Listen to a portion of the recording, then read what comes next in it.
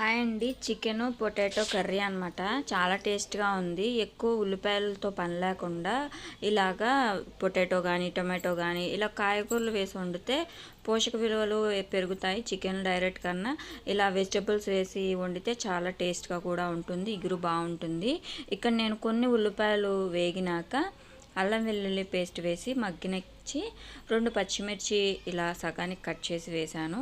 ఇప్పుడు శుభ్రంగా పసుపుతో కడిగిన చికెన్ని ఇందులో యాడ్ చేసుకొని ఇది కొంచెం మగ్గినాక ఇది కలర్ కొంచెం చేంజ్ అయిన తర్వాత ఉప్పు, పసుపు, కారం వేసుకోవాలన్నమాట. దీంట్లోని సరిపడా నేను ఓన్లీ చికెన్ మసాలా పౌడర్ మాత్రమే వేసానండి. ఇందులో అల్లం వెల్లుల్లి పేస్ట్, ఇంక వేరే మసాలా పౌడర్లు గరం మసాలా అలాంటివి ఏం వేయలేదు.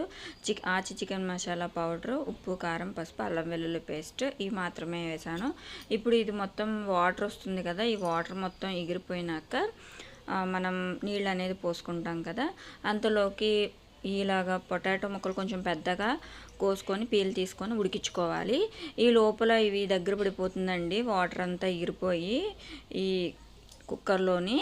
ఇప్పుడు ఇందులో మళ్ళీ వాటర్ యాడ్ చేసుకోవాలి కదా, ఈ వాటర్ యాడ్ చేసుకున్నప్పుడు ఈ పొటాటో ముక్కలు అనేది వేసుకొని ఇగో నీళ్ళన్నీ ఎగిరిపోయి దగ్గర పడాలి. చికెన్లో ఉన్న నీళ్ళు ఎగిరిపోతేనే టేస్ట్ అనమాట. లేదు నీళ్ళు ఎగరకుండా మళ్ళీ మనం నీళ్ళు పోసామనుకోండి అసలుకి ముక్క అనేది ఉడకదనమాట.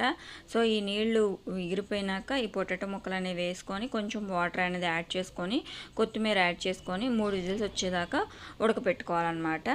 అంతేనండి, చాలా టేస్ట్గా ఉండే చికెన్ పొటాటో కర్రీ రెడీ అయిపోయినట్టే. ఒకసారి మీరు ట్రై చేయండి. ఎక్కువ ఉల్లిపాయలు లేనప్పుడు, ఉల్లిపాయలు తక్కువ ఉన్నప్పుడు ఇలా వెజిటబుల్స్ ఏమన్నా యాడ్ చేసుకొని వండుకుంటే టేస్ట్ బాగుంటుంది అనమాట. ఎప్పుడు ఒకేలా కాకుండా ఇలా కొత్త కొత్త వెరైటీగా ట్రై చేస్తే చికెన్ బోర్ కొట్టదనమాట. చికెన్ అంటే బోర్ కొట్టంది ఏమి ఉండదులేండి, అందరూ ఇష్టంగా తింటారు. నచ్చితే ప్లీజ్ లైక్, షేర్, సబ్స్క్రైబ్.